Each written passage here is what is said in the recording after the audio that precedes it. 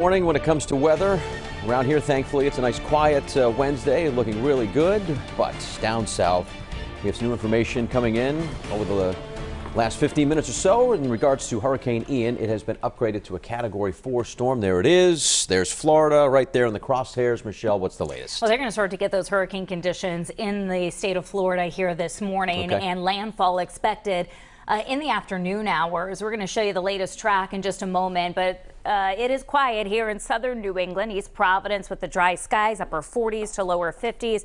For most of the area for our temperatures right now, Newport's a little bit milder at 55, but Providence at 52, 49 in Smithfield. We're in the 40s now in Westerly and in New Bedford, all happening under clear and quiet conditions. And we're cooler than normal for Thursday and Friday, but continuing on with storm-free weather locally. Hurricane Ian, of course, we're going to be keeping a close eye on that. Our live radar this morning is dry, but looking to the north and west of us, we've got a cold front. This is going to approach, bring some extra clouds, but I don't expect it to bring any rainfall to southern New England as it moves through late today. Meanwhile, here is Ian this morning, this major storm now upgraded to a Category 4 storm. You can see the bands of rain moving through the Florida area. The heaviest the rainfall totals are typically north of the storm, the strongest winds on the east and northeast quadrant of it, and then that's where that storm surge is. You kind of envision that counterclockwise flow pushing the water up into the Fort Myers and Port Charlotte area. So 140-mile-per-hour sustained winds with this storm right now, and it's moving to the north-northeast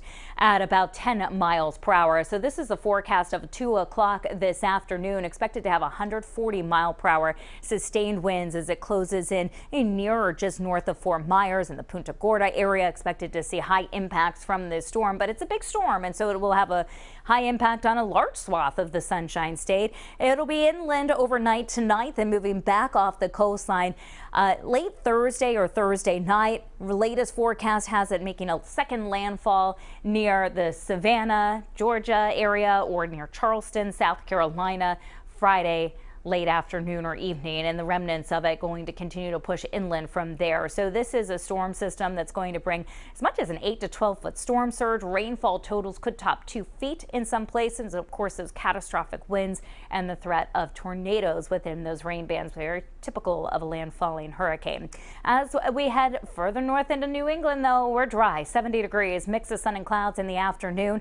We're looking at quiet conditions, upper 50s by 9 a.m. for most of the area. By noontime today, middle and upper 60s. Notice some of those clouds starting to approach the region, so we'll end the day with partly sunny skies. Upper 60s to low 70s this afternoon, then falling into the 60s this evening, 65 at 7 o'clock. And the high clouds from offshore here are going to try to spread inland this evening and overnight tonight. On your bay today, winds locally are lighter than the last few days. They're out of the west at about 5 to 10 knots. We have surf around 3 feet. We've had September day along the coastline.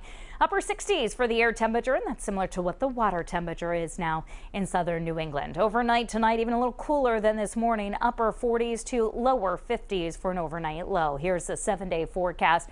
Breezy and cooler tomorrow, upper 60s, mid 60s for Friday, Saturday, hazy sun and clouds. Chance of a few showers. Some of the remnants of Ian could bring a few showers into our area Saturday night or Sunday morning. Right now we're thinking mostly just a lot of clouds and breezy winds on Sunday, adding to cool fall feel. Monday looks dry. I'll have a chance of some showers next Tuesday.